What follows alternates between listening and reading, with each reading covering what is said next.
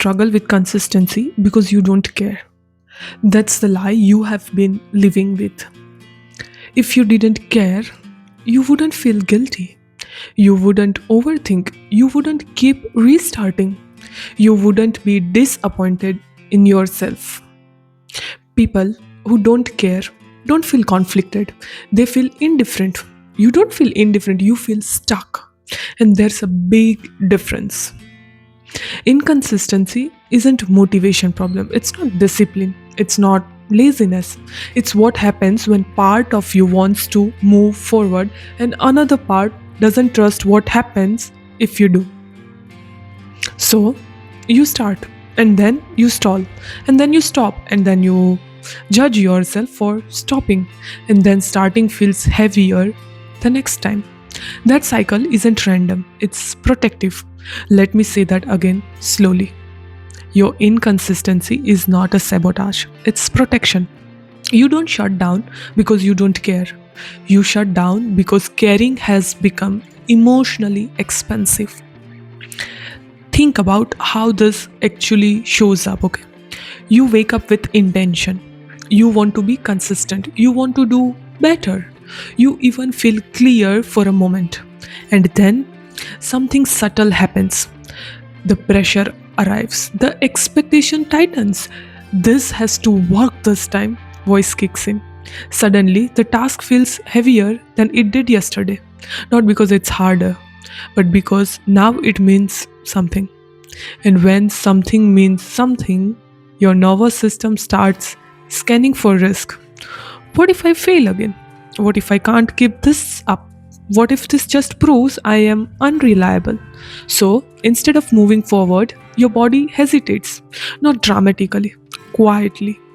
You procrastinate, you distract, you delay, you numb. You tell yourself you will start again tomorrow. And then comes the guilt. That heavy, familiar guilt. Not the kind that motivates, the kind that drains you. And here's the thing that everybody misses: guilt doesn't create consistency, it erodes trust. Every time you restart with self criticism, your system learns starting leads to pressure. So next time it resists sooner. That's why you can care deeply and still feel blocked. Because consistency doesn't run on desire, it runs on safety. And safety isn't logical, it's emotional. Most people think consistency is about willpower, but consistency is actually about identity alignment. You don't repeat what you want, you repeat what feels familiar and safe. If consistency feels like pressure, self monitoring, self judgment, or performance, your system won't sustain it. Not because you are weak, but because you are human. Okay, let's talk about the conflict underneath this. There's a quiet belief running in the background. If I'm inconsistent, something is wrong with me. So every attempt becomes a test. Every habit becomes a proof. Every routine becomes a verdict. And that's exhausting. When your effort is tied to your worth, your nervous system always stays tense. You are not just doing the thing, you are evaluating yourself while doing it. That's not focus, that's threat. And the brain doesn't build consistency under threat, it builds avoidance. Here's something that is going to feel very uncomfortable, but it's true. A lot of people don't quit because they are tired, they quit because they don't trust themselves not to turn effort into self attack. So, stopping feels safer than continuing. You are not afraid of effort, you are afraid of what you do to yourself while trying. That's why you can be consistent for short bursts, days, sometimes even weeks. But the moment it becomes identity loaded, I should be better by now. I have to keep this up. I can't mess this up. Your system pulls the brake, not to punish you, to protect you. This is where identity lag comes in. Your desire might be ready, but your identity hasn't caught up. You want to live like someone consistent, but part of you still identify as someone who burns out, drop things, loses momentum, or gets overwhelmed. So, consistency feels like impersonation, like you are pretending to be someone you are not yet. and pretending takes energy. That's why consistency collapses under pressure. Not because you lack discipline, but because your system doesn't fully believe this version of you is sustainable. You don't abandon habits, you abandon identities you don't trust.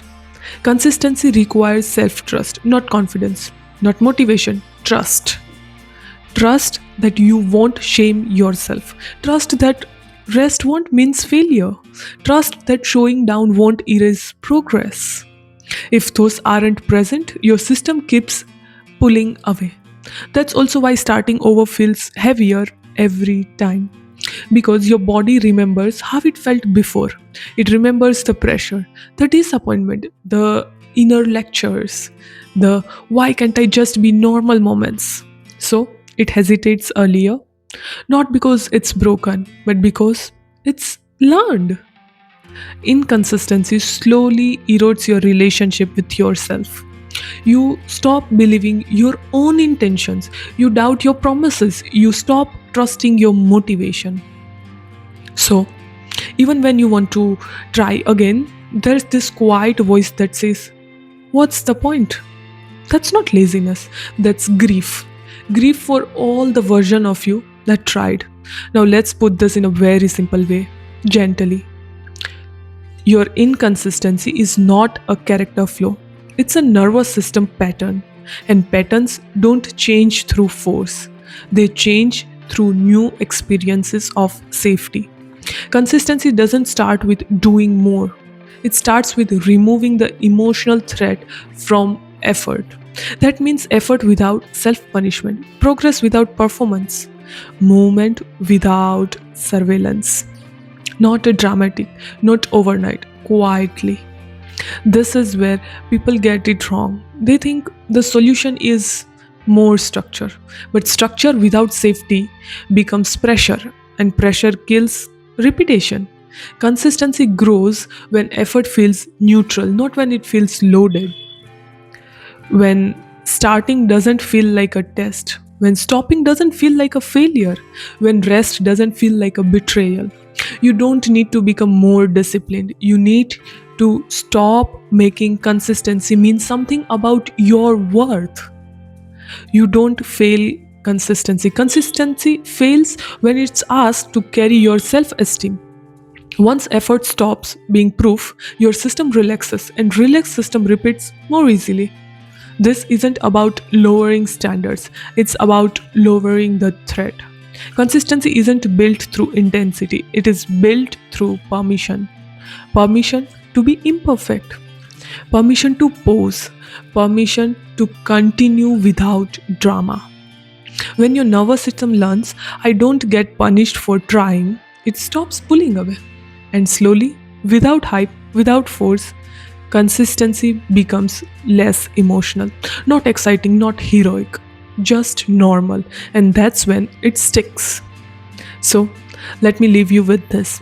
If consistency didn't have to prove anything about you, what would you stop resisting? And if this put words to something you have been carrying quietly, stay here. Real growth and raw healing. I hear you and I love you.